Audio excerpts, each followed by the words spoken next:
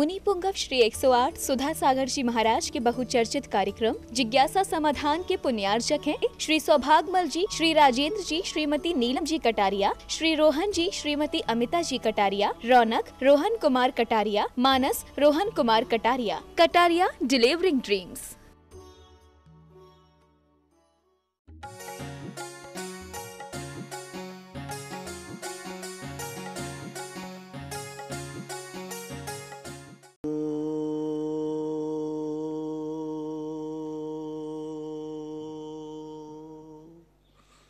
अरिहन्तार्णं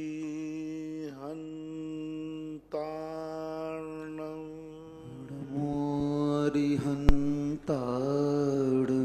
नमो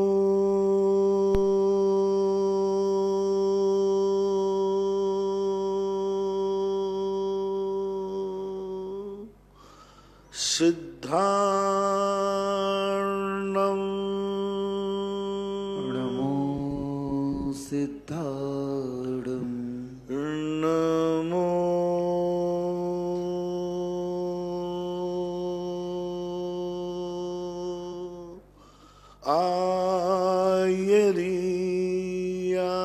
आयर्यार्णं नमो आयर्यार्णं नमो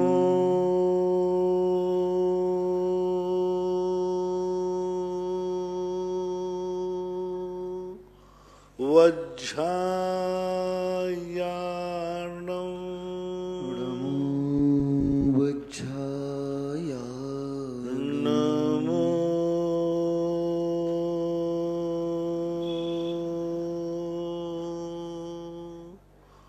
लोये सव्यसाहूर्णं नमो लोये सब्यसाहूर्णं। पंच परमेष्टि भगवान की जय। आचार्य श्री गुरुवर कुंद महाराज की जय। आचार्य श्री गुरुवर विद्यासागर जी महाराज की जय। परम पूज्य मुनिवर श्री सुधा सागर जी महाराज की। और परिवार में कोई मौत हो जाती है तो जा सकते हैं या नहीं जा सकते हैं? कहाँ? परिवार में तो 7 प्रतिमाधारी वाले और 5 प्रतिमाधारी वाले तो अपने परिवार में जा सकते हैं या नहीं जा सकते? पियर में और ससुराल में कहीं पे भी आरती के साथ ना? हाँ, आरती के साथ। आरती के साथ भी जा सकते हैं। सुबह बैठने जाना पड़े तो जा सकते हैं, कोई बाधा नहीं। सप्तम प्रतिमाधारी तक आप लोगों का वही व्यवहार चलेगा जो गृहस्थों का व्यवहार होता है। अपने रिश्तेदारियों में जाने में कोई बाधा नहीं, जाना ही चाहिए।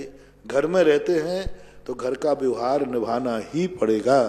फर्क इतना है कि वो शादी विवाह आदि कार्य होंगे तो उसमें वो निषेध नहीं करेंगे, शामिल नहीं होंगे। और अपने खुद के बेटों की बेटियों की शादी है तो वे शामिल भी होंगे, विवाह भी करेंगे।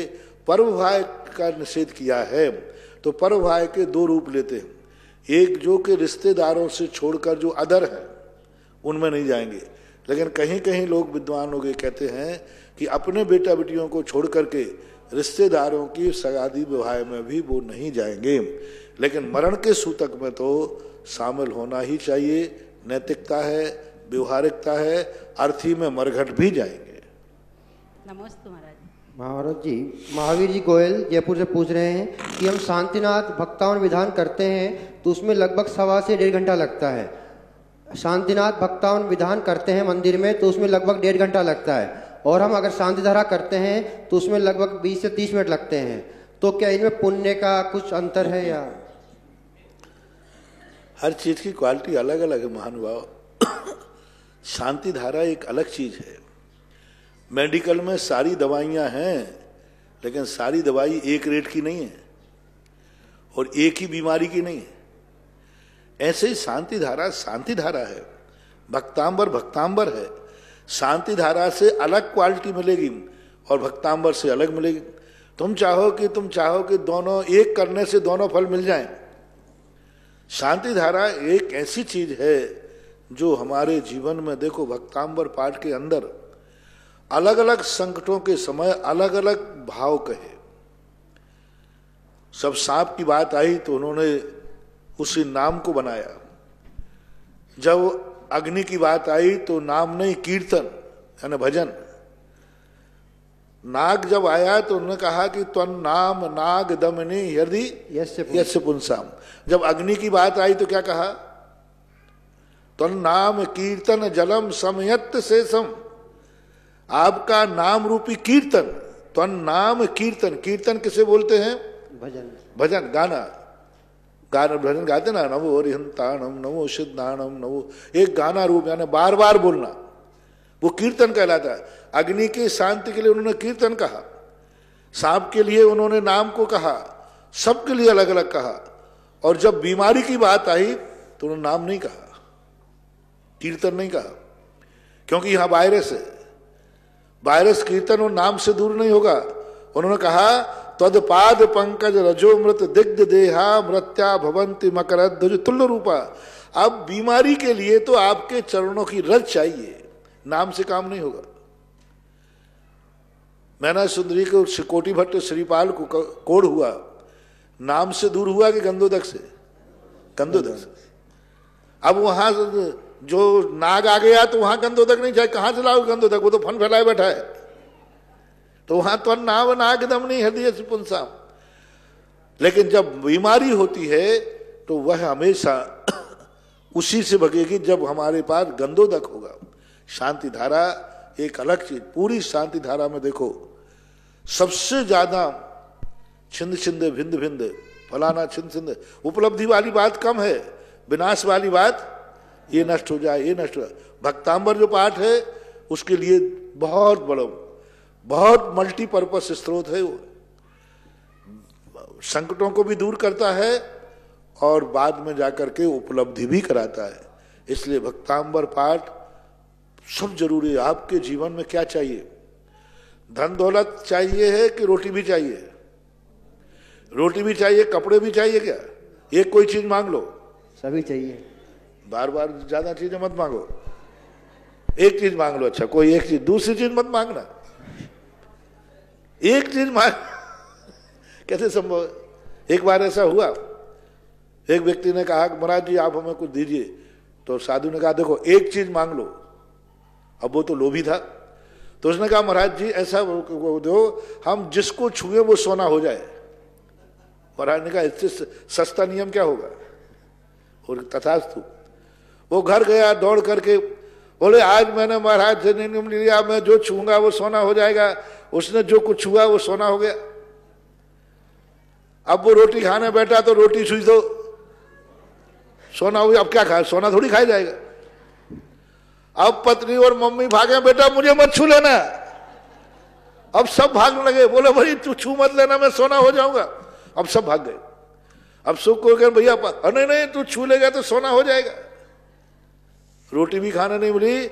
महाराज जी के पास पहुंचा, महाराज जी व्रत वापस ले लो। अरे भैया मैंने सोना बनाने का व्रत दिया। बोले नहीं आप तो हमें रोटी दे दो, सोना बनाना नहीं चाहिए। तो महानुभाव कोई भी जितने भी धर्म की क्रियाएं हैं सब अलग अलग फल देने वाली है, एक में ही सारे फलों को मत देखो। इसलिए एक बार मैंने कहा था जिन जिन लोगों ने तीर्थ रक्षक बने हुए हैं वे तीर्थ रक्षक लोगों को क्या मिलेगा? जब भी ये साल में एक बार उनके नाम की शांति धारा होगी, लेकिन भक्तांबर विधान नहीं होगा। तो जितने तीर्थ रक्षक हैं उनको उस दिन शांति धारा भी तुम्हारे नाम की होवे और भक्तांबर विधान भी तुम्हारे नाम का होवे। तो फिर पोवारा है, सब आ गया, फिर सब आ गया। शांति धारा भी तुम्हारे नाम की, उस दिन का भक्तांबर भी तुम्हारे नाम का। तो तीर्थ रक्षक, और जिन जिन ने भक्तांबर में आप नाम लिखाया है वे भक्तांबर पूजा तो करेंगे। ऐसा उपाय करो कि भक्तांबर भी तुम्हारा होवे और उस दिन की शांति धारा भी तुम्हारे नाम का होवे, तो फिर पूरी विधि हो जाएगी। शांति धारा भी और भक्तांबर करने से अभिषेक भी हो गया, पूजन भी हो गई और वैभव की प्राप्ति भी हो गई। ऐसे सुदर्शनोदय तीर्थ क्षेत्र जिस माटी की एनर्जी विश्व में सर्वाधिक एनर्जी है, ऐसी माटी पर आकर के मूल नायक भगवान श्री शांतिनाथ भगवान का प्रथम अभिषेक करने का सौभाग्य मात्र 1 कलश की राशि से आप प्राप्त कर सकते हैं। तीर्थ रक्षक बनकर आजीवन जब तक सुदर्शनोदय तीर्थ क्षेत्र रहेगा तब तक आपको वर्ष में एक दिन मूल नायक भगवान श्री शांतिनाथ भगवान का प्रथम अभिषेक प्रथम सांधरा करने का सौभाग्य मिलेगा। और जो तीर्थ रक्षक बनते हैं उनकी रक्षा सदैव शांतिनाथ भगवान करते रहेंगे।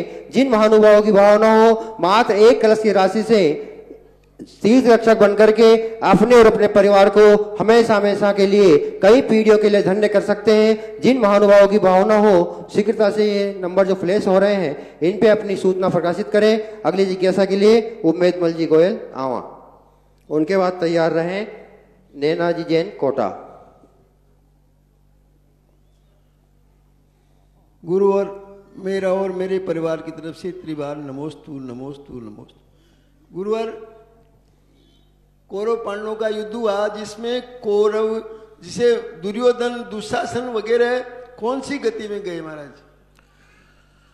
इसके संबंध में 2 मत मिलते हैं। हरिवंश पुराण के अनुसार तो उन्होंने दीक्षा ली और दीक्षा लेकर के स्वर्ग आदि गति को प्राप्त हुए। दुर्योधन दुशासन आदि ने युद्ध में हार करके बाद में उन्होंने दीक्षा ग्रहण की।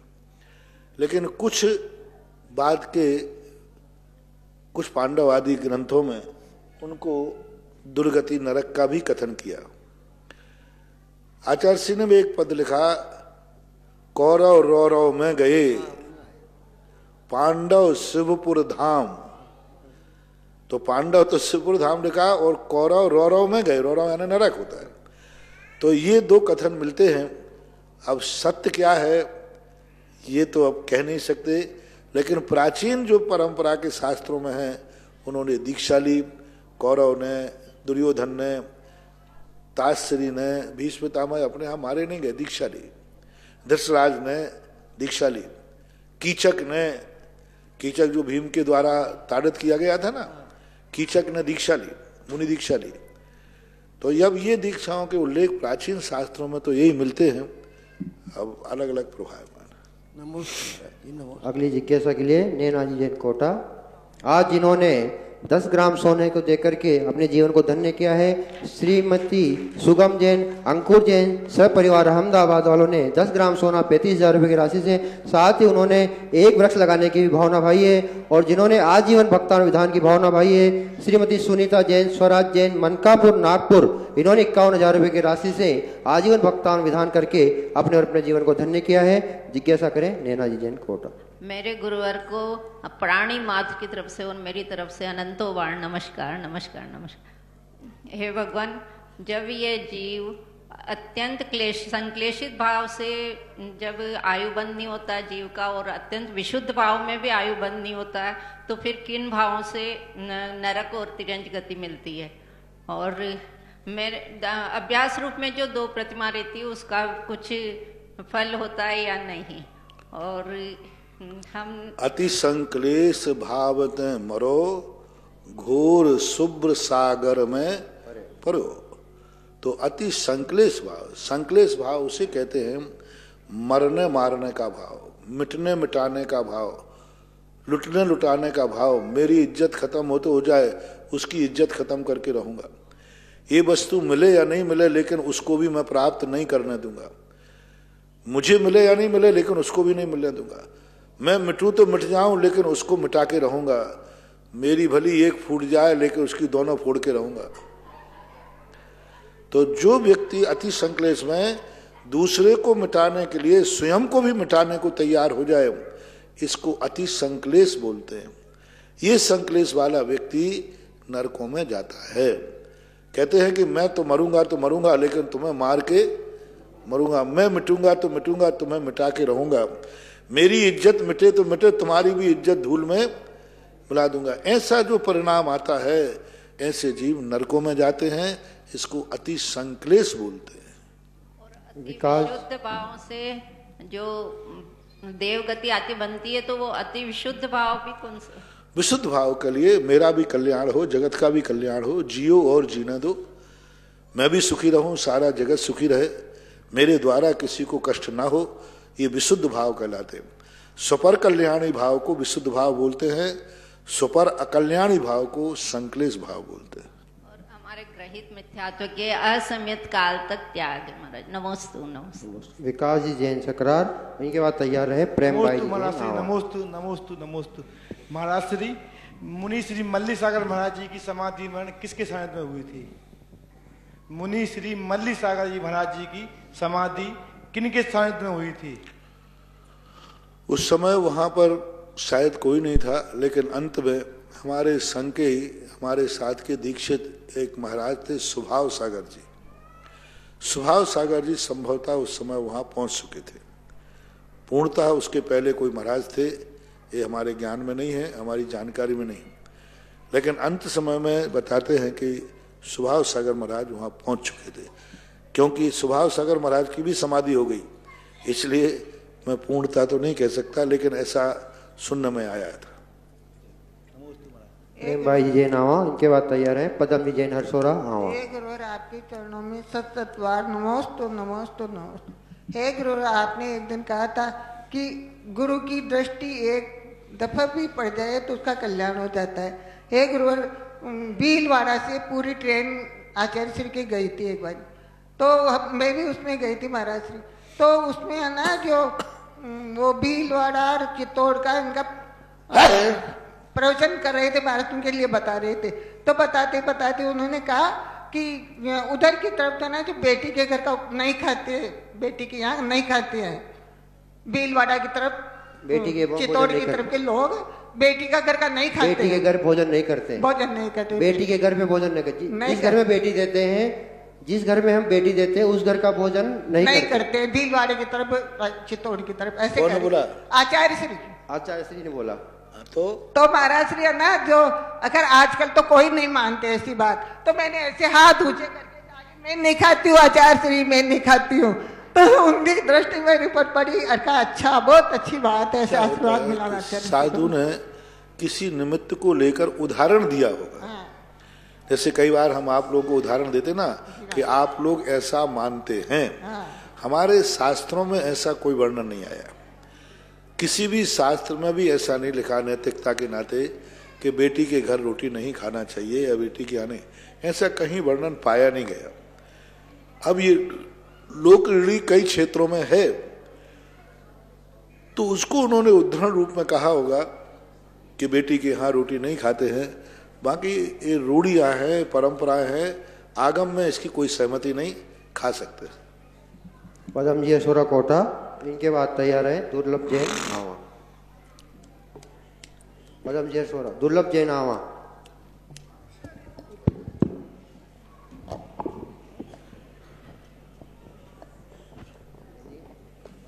गुरुदेव के चरणों में त्रिबार नमोस्तु नमोस्तु नमोस्तु। गुरुदेव, मेरा प्रश्न है कि क्या मेहनत को किस्मत की या भाग्य की कसौटी पे परखा जा सकता है, क्या रखा जा सकता है? जैसे एक विद्यार्थी बहुत मेहनत करता है, लेकिन परीक्षा देता है, फिर असफल हो जाता है, लेकिन फिर भी उसको ऐसा कहा जाता है कि आपकी किस्मत खराब थी, आपका भाग्य खराब था। ऐसा क्यों? किस्मत क्या चीज है? कल हमने जो पाप किए हैं वही किस्मत है। तो किस्मत कोई चीज नहीं है, हमारा खुद का किया हुआ कर्म ही किस्मत बन जाता है। यानी उनका कहना यह है कि तुम जितना पुरुषार्थ कर रहे हो उससे ज्यादा तुम पाप कर चुके हो। जैसे मैंने एक बार उदाहरण दिया था कि एक व्यक्ति ने कहा कि महाराज व्यापार धंधा बहुत अच्छा चल रहा है, बढ़िया चल रहा है, लेकिन पैसा नहीं बचता, पता नहीं कहाँ जाता। मैंने कहाँ जाता? बोला मैंने व्यापार गड़बड़ नहीं महाराज, बहुत अच्छा व्यापार चल रहा है, बहुत बढ़िया, लेकिन पैसा नहीं बचता। कहाँ जाता है? बोले ब्याज में। तो अब व्यक्ति पहले से कर्जा लेके बैठा है और फिर कहता है कि मेरे पास पैसा नहीं बच रहा है, तो पहले से ही अपनी किस्मत बिगाड़ के बैठा है, यानी बुरे कर्म करके बैठा है। अब वर्तमान में कहता है कि महाराज मेरा पुरुषार्थ कोई काम नहीं करता। जेल में बंद व्यक्ति कहता है महाराज जी मैं दिन भर किवाड़ खोलने की सोचता हूं, ये किवाड़ खुलते ही नहीं। अब बोलो कौन कह रहा है? जेल में बंद है व्यक्ति और दिन भर किवाड़ को कहता है तो महाराज जी मैं इतना थक गया, पसीना पसीना हो गया, मेरे हाथ थक गए, ये किवाड़ क्यों नहीं खुल रहा है? तो शाम को पूछा कि भाई मैंने किवाड़ खोला, बोले तेरी किस्मत में नहीं लिखा। किस्मत में क्या नहीं लिखा? तो यही स्थिति बनती है। एक शराबी व्यक्ति के लिए ठंड लग रही थी, तो सबके घरों में धूप आ रही थी। उसने कहा मेरे घर में धूप क्यों नहीं है? उसका मुंह पश्चिम मुख को था। तो उसने कहा कि ठीक है, मैं अपने मकान का मुख भी पूरब में करके रहूंगा। मैं जब ही रोटी खाऊंगा जब पहले सूर्य की किरण मेरे घर में आ जाए। और वो मकान को धक्का देने लगा, दरवाजे पकड़ के, और लगे धक्का दे रहा, पूरब को हो, पूरब को हो, पूरब को हो। शाम के 4 बजे धूप दरवाजा कर लिया पूरब को, सूरज को आना पड़ा। देखो मैंने अपना मकान कहाँ कर लिया? पूरब को। बताओ भैया, मकान पूरब को हुआ है कि सूरज पश्चिम में आया है? बस यही स्थिति है कि हम पहले से मकान को पश्चिम में बना के रखा है, और अब हम पुरुषार्थ कर रहे हैं कि मेरे मकान का मुंह पूरब को हो जाए। कैसे होगा बोलो? अब इसमें पुरुषार्थ की कमी है या भाग्य की कमी है? मकान पश्चिम को बनाया और अब वो ठंड के दिन में कह रहा है मकान पूरब को हो जाए, और मेहनत भी किया, मेहनत ईमानदारी से की उसने, धक्का दिया कि नहीं, थक गया बेचारा। तो मकान अब पूरब में क्यों नहीं हुआ? क्योंकि पहले से ही उसने पश्चिम में बना के रखा। तो यही बात है, पहले से ही हम ऐसे कर्म करके बांध लेते हैं कि वर्तमान का पुरुषार्थ फिर हम करते हैं, तो पुरुषार्थ अतीत के किए हुए पापों में बहुत कम पड़ जाता है। कैसे मकान को पूरब में किया जाए? कितनी भी ताकत लगाओ, कितना भी धक्का दो, वो पूरब में होने वाला ही नहीं है। अब शाम को थोड़ा शांति से बैठो, सूरज को पश्चिम में आएगा तो उस समय धूप सेक लेना, विटामिन डी, क्योंकि अब पश्चिम में बन गया। पूरब का बनता तो सुबह डी मिलता, अब पश्चिम में बन गया तो 5-6 घंटे इंतजार करो, शाम को डी मिल जाएगा। यही तरीका है और कुछ नहीं। आज जिन्होंने स्वर्ण दान में अपनी घोषणा की है, गुप्त दान में 2 सोने की बाली प्राप्त हुई है ग्वालियर वालों की, और जिन्होंने 2 ग्राम सोना दिया है श्रीमती सुशीला जी, विमल चंद जी, कांसलीवाल, टोंक फाटक, जयपुर। और दूसरा नाम है राही जैन चंदेरी, और अगला नाम है महावीर जैन अजमेरा महुआ। इन सभी ने स्वर्ण दान करके अपने जीवन को धन्य किया है। अगली जिज्ञासा के लिए डोली जैन बड़वानी, उनके बाद तैयार रहे पद्मा जी हरसोरा आवा। नमोस्तु महाराज श्री। मेरा प्रश्न ये है कि कर्म 8 होते हैं, उन कर्मों के क्षय करने के लिए हम पूजा पाठ करते हैं, तो ऐसे कोई विशेष कर्म होते उदय में आते हैं तो उनके लिए क्या विशेष पूजा पाठ करना पड़ती है, जैसे अंतराय कर्म वगैरह? दवाई है, सर्दी जुकाम हुआ तो काली पी लो, थोड़ी सी बीमारी है तो डॉक्टर के फर्स्ट एड गांव के चले जाओ, बड़ी बीमारी है तो दूनी जाओ, और बड़ी है तो देवली जाओ, और बड़ी है तो जयपुर जाओ, और बड़ी है तो बंबई जाओ। पहले 4 आना फिर 4 लाख। सीधी बात, वो तो टेट फॉर टेट। जिस प्रकार का कर्म है उसी प्रकार का हमें साधन करना पड़ेगा। छोटा कर्म है नित्य नियम से दूर हो जाएगा, बड़ा कर्म है अनुष्ठान करना पड़ेगा, और बड़ा कर्म है तपस्या करना पड़ेगी। तो जिस क्वालिटी का कार्य है, कारण हमें उसी चाहिए। हम जितना वजन गाड़ी में रखना चाहते हैं, इंजन भी उसी पावर का होना चाहिए। अब वजन तो पूरा रखें और पावर कम हो तो गाड़ी घाटी पे चढ़ेगी नहीं। इसलिए बराबर अलग अलग कार्यक्रम, अलग अलग अनुष्ठान हैं, सब शास्त्रों में वर्णन है। महाराज 52 गजा में प्रमाण सागर जी महाराज है, उनकी तरफ से भी नमस्ते। महाराज जी संदेश जी जैन कोटा से पूछ रहे हैं कि किसी प्रतिष्ठित प्रतिमा का मार्जन अगर केमिकल से होता है तो ये कहाँ तक उचित है? मार्जन? हाँ, किसी प्रतिष्ठित प्रतिमा का जो वर्षों से है, उसमें केमिकल में अनेक चीजें आती है। केमिकल नाम कोई जरूर नहीं कि वही हो, नींबू का रस भी केमिकल में आता है। अशुद्ध केमिकल, अब केमिकल जो है किस प्रकार का है, कैसा है, अशुद्ध केमिकल जो बाहर से बनाए हुए हैं, अशुद्ध भी कैसा है, सब तरफ देखना पड़ेगा। ऐसे बात पूछ करके हम नहीं कह सकते।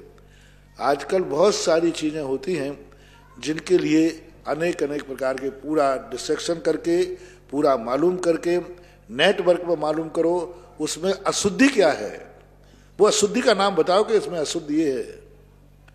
यदि उसमें कोई अशुद्ध पदार्थ डला है तो वह उपयोग के योग्य नहीं है। मात अकेला केमिकल कह देने से हम उससे वो नहीं हो जाएगा।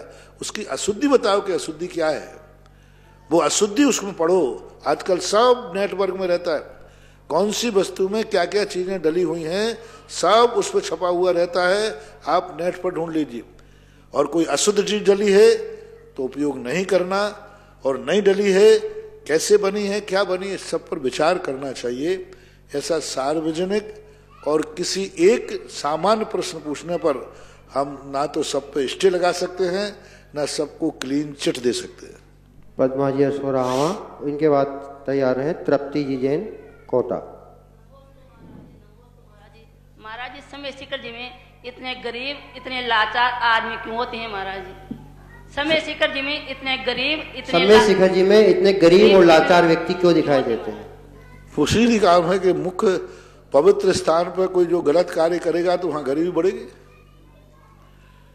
हमेशा प्रलय होगा। पहले जो जितने पावन स्थान थे जहां तीर्थंकरों के जन्म हुए और वहां जाकर लोग शराब मांस खा रहे हैं, तो वहां की भूमि अच्छे लोगों को वहां से हटा देगी, धन दौलत को वहां से हटा देगी, समृद्धि को हटा देगी, पुण्य वहां से भाग जाएगा। क्योंकि आप देखो जितने तीर्थंकरों के स्थान है वहां उस भूमि पर सतना देखो मांसाहार, शराबखोरी, पापाचार सब हो रहे, तो वह भूमि वहां से पुण्यात्माओं को और पुण्य से रहित कर देती है, पाप और पापी आत्माएं रह जाती है। हमेशा ध्यान रखना। अभी हरिद्वार का जो प्रलय हुआ कितना भयानक था, देखो वहां पर किस किस प्रकार के लोग गलत कार्य करने लगे। आज ये तो देखो कि धार्मिक स्थलों पर किस प्रकार की शराबखोरी, मांसाहार सब हो रहा है, गांजा भांग क्या क्या नहीं हो रहा है, सब कुछ हो रहा है। तो उन सब चीजों पर विचार करना चाहिए। कोई गलत नहीं हो रहा है, ये उस क्षेत्र का अतिशय है कि वहां से पुण्य सुख समृद्धि और धर्मात्माओं को भूमि ने दूर भगा दिया कि तुम जाओ नहीं तो तुम्हारा धर्म भी भ्रष्ट हो जाएगा। तृप्ति जी जैन कोटा, उनके बाद तैयार हैं सुशीला जैन महुआ। नमोस्तु गुरुवर, नमोस्तु गुरुवर, नमोस्तु गुरुवर।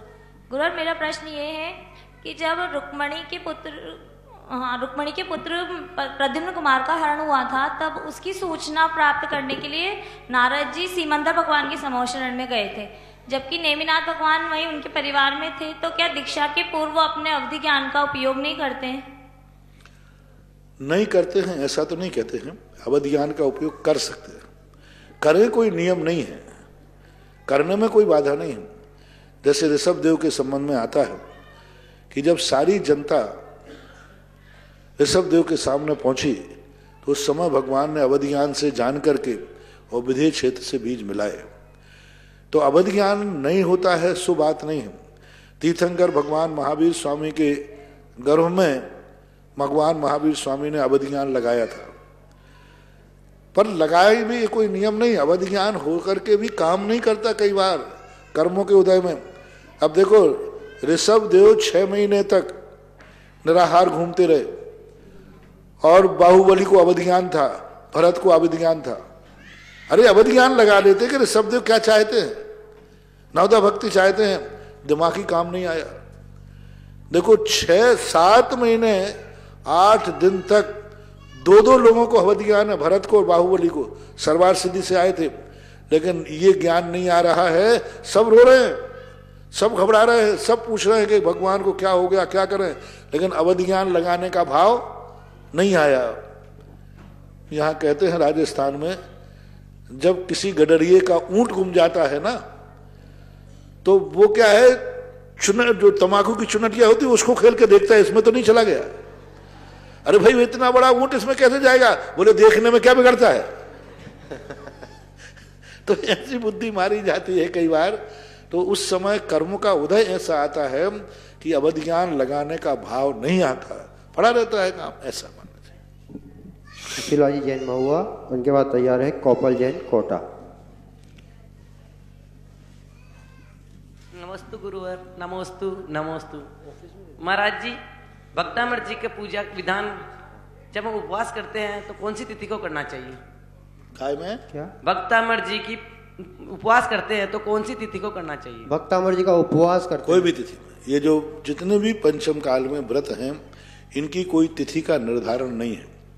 आप अपनी सुविधा के अनुसार कभी भी कर सकते हैं। 48 उपवास करना है, कोई तिथि नहीं। गोपाल जैन कोटा। आज जिन्होंने एक वृक्ष लगाने की भावना भाई है, खुशी जैन सनावत, सीए परीक्षा उत्तीर्ण होने की खुशी में इन्होंने एक वृक्ष लगाया इस क्षेत्र पे। जिज्ञासा करें खुश गोपाल जैन कोटा।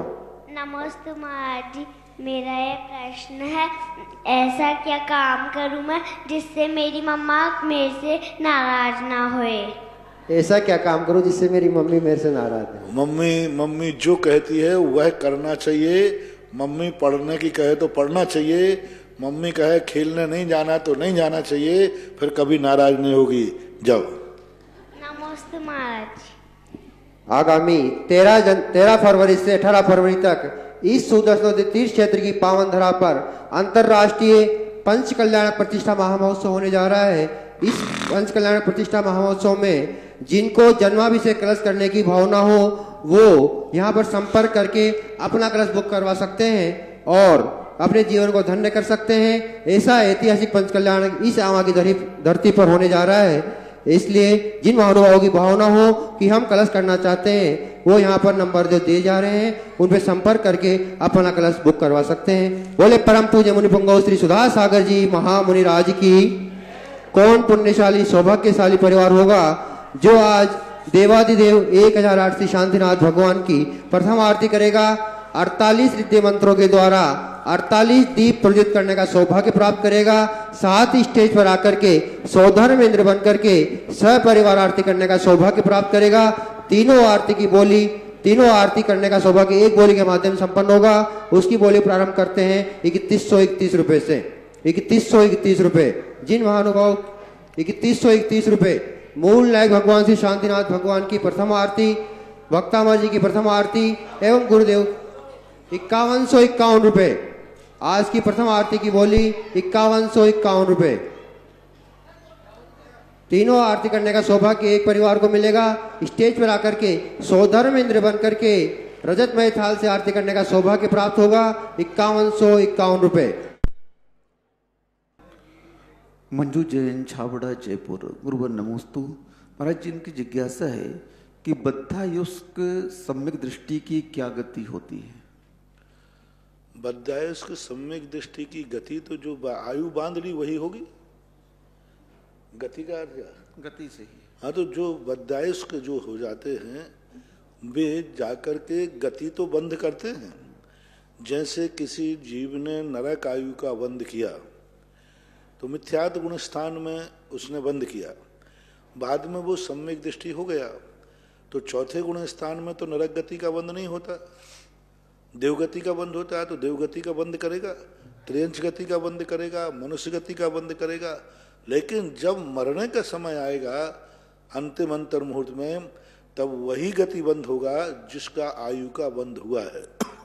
क्योंकि गति बंद जो है निरंतर है, एक भी समय ऐसा नहीं होता जब गति का बंद ना होता हो।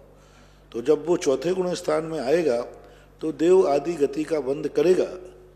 त्रियंश है तो उस हिसाब से, मनुष्य है तो उस हिसाब से, तो ये सबके लिए बंद होते हैं। तो लेकिन अंत में अंतर मुहूर्त में जिस आयु का बंद हुआ उसकी गति वही बंद होती है। मनीष जैन मुगावली। गुरुवर नमोस्तु। महाराज जी, इनकी जिज्ञासा है कर्म तो पौद्गलिक होते हैं, फिर कर्म फल कैसे देते हैं? कर्म पौद्गलिक होते हैं, पुद्गल के हैं, कर्म तो पौद्गलिक हैं, तो कर्म फल कैसे देते हैं? फल कहाँ देते हैं? हम फल वेदन करते हैं। खट्टा फल है, आंवला खट्टा है, नींबू खट्टा है, तो वो खट्टा है, फल कहाँ दे रहे हैं? आप खाते हो तो आपको कहा कि खट्टा लगा, तो फल तो आप खुद भोगते हैं। कर्म तो अपने नेचर के अनुसार जो उनका स्वभाव है वो है। अग्नि गर्म होती है। अब तुम कहते हो हम जल गए, अग्नि खराब है, तो आपको छुआ क्यों? आपने उसको छुआ तो वो खराब है, तो अग्नि का काम स्वभाव है जलना। इसलिए संसार की अवस्था में कर्म जो अपना फल देते हैं वो हमारी वेदना के अनुसार होते हैं, उनका स्वभाव है। इसलिए प्रकृति बंध को प्रकृति बोलते स्वभाव को। इन कर्मों में कर्म ज्ञान को ढकने की शक्ति है, और वो ज्ञान को ढकेंगे। अब हम उसका वेदन करेंगे, तो वेदन करना नहीं करना हमारे ऊपर है। हम ध्यान में बैठ जाएं तो क्या ज्ञान और क्या अज्ञान, व्यक्ति आत्मानुभूति में चला जाता है। और दूसरी बात, फल इसलिए मिलता है कि उसमें हमने फल डाला है, हमने डाला। जैसे सुबह 4 बजे अलार्म बजा तो तुमने कहा महाराज जी इस अलार्म ने मेरी नींद खराब कर दी। उसी समय तो हमें जोर से नींद आ रही थी और अलार्म बज गया, तो आप अलार्म को दोष दे रहे हो, भरा किसने था? अब देखो कितनी बड़ी गड़बड़ी है, इस अलार्म ने मेरी नींद खराब कर दी। और कई बार तो लोग अलार्म भर के सोते हैं और जब अलार्म बजता है तो बंद कर देते हैं। अरे भाई बंद करना था तो भरा क्यों? तो कर्मों की दशा यही है कि जैसे हम खुद कर्म बांध लेते हैं और बाद में फिर हम कहते हैं ये कर्म मुझे फल दे रहे हैं। महाराज जी कर्म तो पौद्गलिक होते हैं, उनको कैसे पता चलता है कि मुझे तो इस घड़ी के कांटे को कैसे पता कि अब 4 बज गए? तो जैसे वो तो सब पुद्गल को, अभी मैंने 4-5 दिन इसी पे प्रवचन दिए थे कि पुद्गल और जड़ पदार्थ में भी हमारी परिणामों को पकड़ने की शक्ति है। ये भाव इसने किया है, ये सजा इसको देना है, ये पुद्गल कर्म की योग्यता है। पुद्गल कर्म की एक नैमित्तिक शक्ति है, क्योंकि हर वस्तु में उपादान शक्ति नहीं होती, एक निमित्त शक्ति होती है। तो पुद्गल कर्मों में एक निमित्त शक्ति ऐसी है जो दूसरे को दुख दे सकती है। जैसे नींबू में खट्टापन है, उसमें निमित्त शक्ति है कि वो तुम्हारे दांत खट्टे कर देगा, ये निमित्त शक्ति कहलाती है। सारिका जैन सिरोंज गुरुवर नमोस्तु। महाराज जी इनकी जिज्ञासा है कि सूतक पातक में कोई व्रती क्या करेगा? मंदिर अंदर नहीं जाना, पूजन नहीं करना उस समय, और दूसरा महाराज जी उस समय उपवास उनका फंस रहा है, मतलब कोई तिथि के हिसाब से वो करना अनिवार्य है, तो उस समय वह उपवास करना सार्थक रहेगा? पूजन करना कोई बात नहीं, उपवास भाव पूजा कर लेगा, दूसरा व्यक्ति पूजा करेगा, उसकी अनुमोदना करेगा। व्रत आदि यदि रेगुलर पड़ जाते हैं तो उनको व्रत आदि करना चाहिए। सुआ सूतक में कोई उतनी ज्यादा बाधक नहीं। अशुद्धि में और सुआ सूतक में अंतर है। सुआ सूतक के अंदर व्यक्ति अपने परिणामों के माध्यम से भाव पूजा आदि करके अपने व्रत को पूरा कर सकता है। फिर भी यदि आपके मन में विकल्प है तो सुआ सूतक का उपवास छोड़कर आगे बढ़ा दीजिए। जैसे महिलाओं के लिए कहा जाता है कि यदि उनका उसी समय कोई व्रत चल रहा है और अशुद्धि आदि में आ जाती है तो उनका व्रत नहीं माना जाएगा, फिर उनको आगे बढ़ा देना चाहिए और आगे कर लेना चाहिए। सान्या जैन विद्यांशी नेहानगर सागर गुरुवर नमोस्तु। महाराज जी इनकी जिज्ञासा है कि संसार में सबसे दुर्लभ वस्तु क्या है? दुर्लभ वस्तु वह है जो हमारे संसार में सबसे कम लोगों को प्राप्त होती है, जिसको प्राप्त करने के लिए बहुत परिश्रम। तो 12 भावना में आप पढ़िए, दुर्लभ से दुर्लभ है चेतन बोध ज्ञान पाना। उन्होंने निगोद से लेकर के पूरा वर्णन किया है। दुर्लभ है तिरस्कृत गति पाना, फिर मानुष पर्याय पाना, उसमें भी उच्च कुल पाना, उसमें भी व्रति होना, फिर केवल बोधि दुर्लभ, सम्यक ज्ञान, फिर केवल ज्ञान, और सबसे दुर्लभ है मोक्ष प्राप्त करना। सबसे बड़ा दुर्लभ है कि हम खुद अपने कर्मों को काटकर शरीर से रहित आत्मा को अनंत काल के लिए स्थिर कर दे, यही सबसे बड़ा दुर्लभ है। महेंद्र जैन पत्रकार इंदौर गुरुवर नमोस्तु। महाराज जी इनकी जिज्ञासा है कि शांति और संतुष्टि को प्राप्त करने के लिए व्यक्ति अशांति और असंतोष का सहारा लेता है, तो क्या महाराज जी इस कंडीशन में वह व्यक्ति कभी सुखी हो सकता है क्या? किसमें? शांति और संतुष्ट को पाने के लिए वह अशांति और असंतुष्ट का सहारा लेता है। काय को संतुष्ट? कारण ही उल्टा है। पेट की गर्मी बुझाने के लिए वह आग खा रहा है तो गर्मी और बढ़ेगी, तो नहीं हो सकता। कारण ही विपरीत है। कारण के विपरीत और कार्य विपरीत हैं तो फल भी विपरीत ही होगा। ऐसा। श्रीमती अनीता जैन हरियाणा हिसार गुरुवर नमोस्तु। महाराज जी कृत भेदक क्या होता है? जब व्यक्ति छायक सम्यक दर्शन प्राप्त करता है, पूज्यवर नेमीचंद महाराज ने छायक सम्यक दर्शन प्राप्त करते समय कृत भेदक की चर्चा की छपड़ासार के अंदर, और उन्होंने लिखा कि जब व्यक्ति क्षयोपम सम्यक दृष्टि अनंतानुबंधी की विसंयोजना कर चुकता है, उसके बाद वो छायक सम्यक दर्शन प्राप्त करने के लिए मिथ्यात्व प्रकृति का क्षय कर चुकता है, सम्यक मिथ्यात्व का क्षय कर चुकता है, सम्यक प्रकृति का बहुभाग क्षय कर चुकता है। थोड़ा सा भाग जब रहता है उस समय व्यक्ति कृत भेदक संज्ञा को प्राप्त होता है। यानी सम्यक प्रकृति थोड़ी सी उदय में रह गई है, उस समय उसको कृत भेदक, यानी अब वो पुनः मिथ्यात्व की तरफ तो नहीं जाएगा। कभी मिथ्या दृष्टि में कृत हो चुका है, लेकिन अभी उदय में सम्यक प्रकृति है। समझना, सत्ता से खत्म, सब कुछ खत्म हो गया, मिथ्यात्व खत्म हो गया, सम्यक मिथ्यात्व खत्म हो गया, लेकिन वेदन अभी सम्यक प्रकृति का उदय है, लेकिन कृत हो चुका है, सत्ता को उसने नष्ट कर दिया है। उसकी गति क्या होगी? गति क्या होगी? कृत भेदक की गति? कृत भेदक वाला कहीं भी जा सकता है। यदि बद्धायस्क है तो नरक भी जा सकता है, बद्धायस्क है तो त्रियंश भी जा सकता है, भोग भूमि जाएगा। बद्धायस्क है तो मनुष्य भी बन सकता है, और बद्धायस्क नहीं है तो नियम से कृत भेदक होने के बाद वह छायक सम्यक दर्शन प्राप्त करेगा ही करेगा। तो या तो देव बनेगा और मुनि बन जाए तो मोक्ष भी जा सकता है बाद में, छायक सम्यक दर्शन होने के बाद।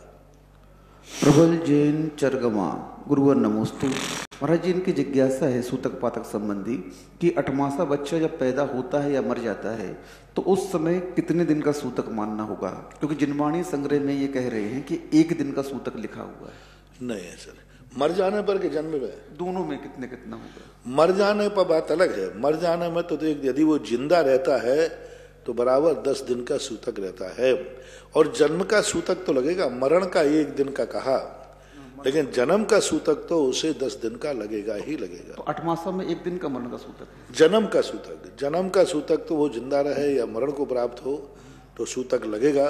माता को बराबर उसको 45 दिन का सूतक लगेगा, तो ये तो मानना चाहिए। हाँ, मरण का सूतक यदि है तो उन्होंने कहा कि 8 वर्ष से नीचे का कोई मरण प्राप्त होता है तो मरण का सूतक कम कहा, जन्म का तो लगना चाहिए।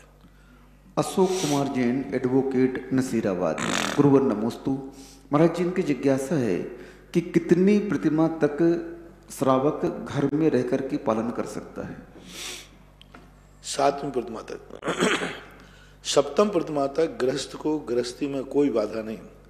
8वीं प्रतिमा में भी घर रह सकता है, लेकिन आरंभ और परिग्रह नहीं करेगा। व्यापार, खेती आदि, गाड़ी घोड़ा चलाना आदि, गाड़ी की ड्राइविंग नहीं करेगा।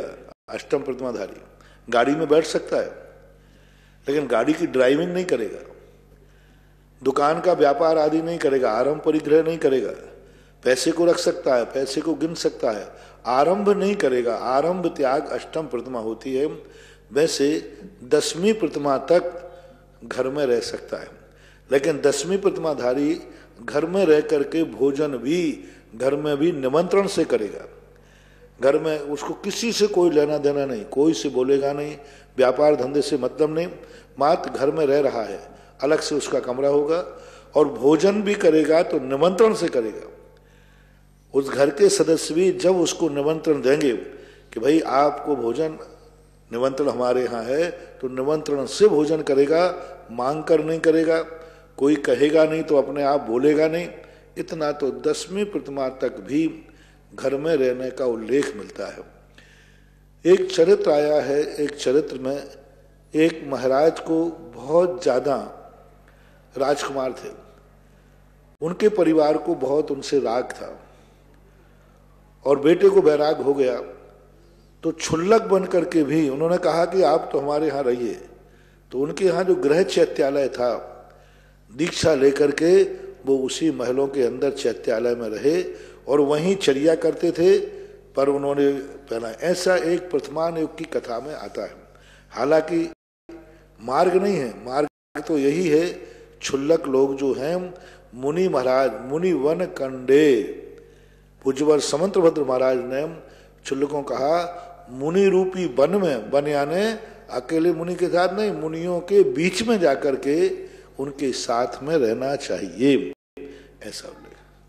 श्रीमती अंजना अर्चना संजय जैन, बुल्ढाना महाराष्ट्र। गुरुवर नमोस्तु। महाराज जी ये पूछ रहे हैं कि अधिकता और विपरीतता से जानना मिथ्यात्व है, तो अधिकता और विपरीतता से जानना मिथ्यात्व है, तो विपरीतता से जानना तो मिथ्या समझ में आता है, लेकिन अधिकता से जानना, अधिकता और विपरीतता से जानना, अधिकता, हाँ, शब्द कोई आगम के नहीं है। अधिकता का अर्थ क्या, विपरीत जानना तो ठीक है, अधिकता क्या कहलाती है भाई? मैंने एक शब्द पढ़ा ही नहीं। अधिकता शब्द से क्या, अधिकता, अधिक जानना,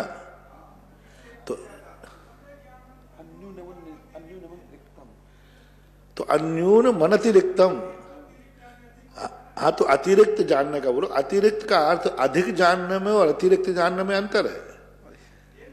हाँ, इसमें अधिक लिखा है। अधिक जानना और अतिरिक्त जानने में बहुत अंतर है। अतिरिक्त का अर्थ होता है, हमने कहा कि चश्मा जानो, तुम किताब को पढ़ रहे हो, अतिरिक्त पढ़ रहे हो, out of course. Out of course को अतिरिक्त बोलते हैं। और अधिक का अर्थ, अधिक कोई चीज है ही नहीं। जब वस्तु मान लीजिए ये एक मान लो 6 इंची का है, तो अब इससे अधिक है ही नहीं, क्या जानोगे? अतिरिक्त शब्द में और अधिक शब्द में बहुत अंतर है। अन्यून मदतिरिक्तम का अर्थ है कि वस्तु को पूर्ण नहीं जानना और वस्तु को अनुरूप जानना। जैसा वस्तु का स्वरूप है वैसा न जान करके अन्य रूप जानना, ये अतिरिक्त कहलाता है। और वस्तु जैसी है उसको पूर्ण नहीं जानना, ये न्यून कहलाता है। जैसे अतिरिक्त में तुमने कह दिया कि रत्नत्रय से भी मोक्ष होता है, तो अन्य क्या, अन्य से भी मोक्ष होता है, रागी को भी मोक्ष होता है, बीतरागी को भी होता है, तो ये अतिरिक्त में आएगा। और बीतरागता में तुमने कहा नहीं, कोई बीतरागता से नहीं, बीतरागता पूर्ण ना भी हो तो भी मोक्ष होता है, तो ये न्यून कहलाएगा। इसलिए न्यून और अतिरिक्त ये 2 शब्द का प्रयोग करो, अधिक का नहीं है। सुचित्रा आर के जैन, नेहा नगर, सागर। गुरुवर नमोस्तु। महाराज जी इनकी जिज्ञासा है कि कौन सी पर्याय केवल ज्ञान का विषय नहीं बनती है? ऐसी कोई पर्याय नहीं जो केवल ज्ञान का विषय नहीं बनती हो, क्योंकि या सर्वाणि चराचराणि विधिवत द्रव्याणि तेषां गुणान पर्यायानपि भूत भाव भवता जीवा। तो इस प्रकार से पर्याय शब्द भी उसमें आया है। द्रव्य गुण पर्यायों को सर्व द्रव्य गुण पर्यायेषु, तत्वार्थ सूत्र में आया, सर्व पर्याय सर्व गुणों को जानने वाला केवल ज्ञान है। तो अब कोई पर्याय, हाँ तो है, वो तो सभी द्रव्य के गुणों की पर्यायों को जानते हैं केवली भगवान। प्रेमचंद जैन, बाकलीवाल, बजाज नगर, जयपुर। गुरुवर नमोस्तु। महाराज जी इनकी भावना बहुत अच्छी है।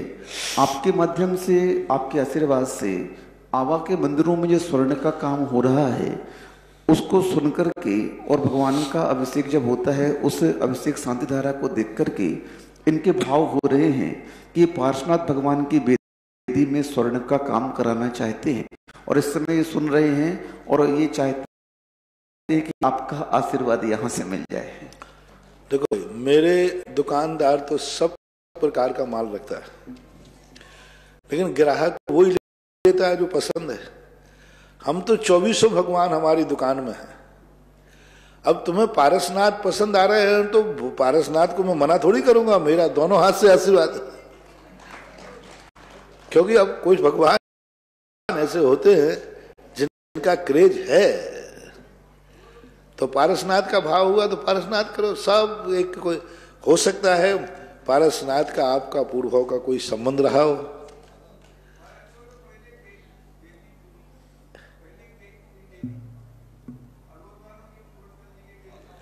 अच्छा, पारसनाथ की वेदी हो चुकी है, अब तो भाई अब क्या करोगे? अब पहले ही कोई तुम्हारा आकर के अब जो माल तुम्हें पसंद है वो पहले ही ऑर्डर दे गया तो पारसनाथ की वेदी जिनकी थी ना, पारसनाथ जिन्होंने बैठा रहे थे, जिनकी वेदी थी, जिनकी मूर्ति थी, उन्होंने स्वर्ण कार्य का कार्य ले लिया। महाराज जी दूसरी वेदी तो बहुत बची है, उनमें तो कर सकते हैं। हाँ, उनमें से कोई कर देना।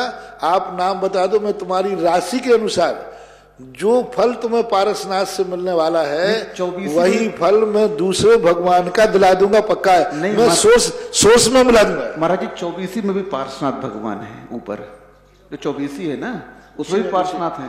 उसी का हो गया। नहीं, ये मूल नायक की मांग रहे हैं। नहीं, वो तो हो गए ऊपर वाले। नीचे मूल नायक के पारसनाथ हो गए। नीचे पारसनाथ तो किनके थे? शीतलमल जी के। हाँ, शीतलमल जी के थे, वो हो चुके।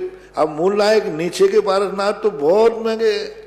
नीचे के पारो बाबा का तो 8-10 लाख रुपए में सोने का काम हुआ, कम से कम उसमें 200-250-300 ग्राम से सोना ज्यादा लगा। ऊपर वाले पारसनाथ की जो 24 में है, उसका जिन्होंने बनाया था उन्हें ले लिया। आप दूसरे भगवान ले लो, आपकी राशि के अनुसार देख देंगे, वो भी आपको इतने ही फलेंगे, क्योंकि राशि के अनुसार निकाल देंगे तो समझ लेना उन भगवान से कुंडली मिल गई। मैं तुम्हारे भगवान की कुंडली मिला दूंगा और कुंडली मिला करके मैं भगवान को दे दूंगा। आपका भाव हुआ है तो और दूसरे कर लें, वो हो चुका है, पूछ लेना। अनुभव जैन खनियादाना, गुरुवर नमोस्तु। महाराज जी, इनकी जिज्ञासा है कि समूह में जो मुनियों की संख्या आती है, वो मुनियों की संख्या जो आ रही है उसमें द्रव्यलिंगी मुनि होते हैं कि भावलिंगी होते हैं? नहीं, सब भावलिंगी होते। जो भी संख्या है समोषण में, जो संख्याएं होती हैं वो सब भाव पूर्वक ही समझना चाहिए, भावलिंगियों की।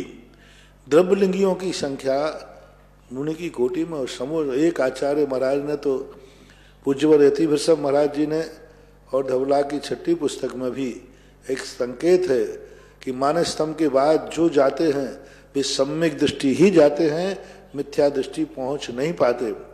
तो उस दृष्टि से तो यही होना चाहिए कि सब भावलिंगी संतों की कहानी है।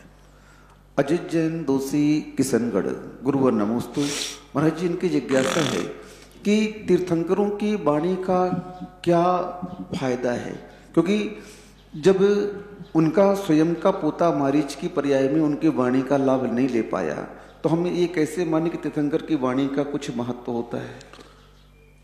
एक व्यक्ति को किसी डॉक्टर ने दवाई दी और वो दवाई उसको नहीं लगी, फेल हो गया, तो सभी को दवाइयां खाना बंद कर देना चाहिए। क्यों? एक को दवाई नहीं लगी ना। एक ने ऑपरेशन कराया, फेल हो गया ऑन द स्पॉट, तो सबको ऑपरेशन बंद कर देना चाहिए। क्या फायदा है डॉक्टर से? क्योंकि वो मर गया ना, उसका ऑपरेशन हुआ था और वो फेल होकर मर गया। तो अब सब लोग निर्णय कर लो, ऑपरेशन कराने से क्या फायदा है, करा दो बंद। क्यों भाई महावीर बाबू हैं? अब एक को दवाई दी, फायदा नहीं हुआ, तो सब दवाई बंद कर देंगे क्या? अरे भाई, ऋषभ देव की वाणी का प्रभाव मारीच पे नहीं पड़ा, सारी दुनिया पे तो पड़ा, अपन लोगों पे तो पड़ रहा है। अपन तो भगवान महावीर स्वामी नहीं भी हैं तो भी उनकी वाणी को मान रहे हैं। किसी एक घटना की, दुर्घटना को देखकर अपन निरर्थक नहीं। रास्ते में किसी का गाड़ी का एक्सीडेंट हो जाए, अब भैया आज के बाद कोई गाड़ी पे मत बैठना, बोले क्यों? अरे वो एक्सीडेंट हो गया ना। बताओ किसने गाड़ी पे बैठना बंद किया भैया, बोलो? उसको देखने भी जाओगे तो काय पे बैठ के? अच्छा, देखने वाला गया, उसका भी एक्सीडेंट हो गया, तो तीसरा व्यक्ति भी उसको देखने काय पे जाएगा? अरे भाई, कभी तो गाड़ी बंद करोगे? ये नहीं होता। किसी व्यक्ति विशेष पर उसके निधत्न काचित कर्मों का उदय था, उसने ऐसे पाप कर्म का उदय किया था कि दवाई भी कोई काम नहीं कर पाई। मारीच को उदाहरण लेकर के कभी भी निमित्त को नहीं नकारना कि निमित्त कुछ नहीं करता है। नहीं, हजारों लोगों का निमित्त पाकर के कितने लोगों का कल्याण होता है।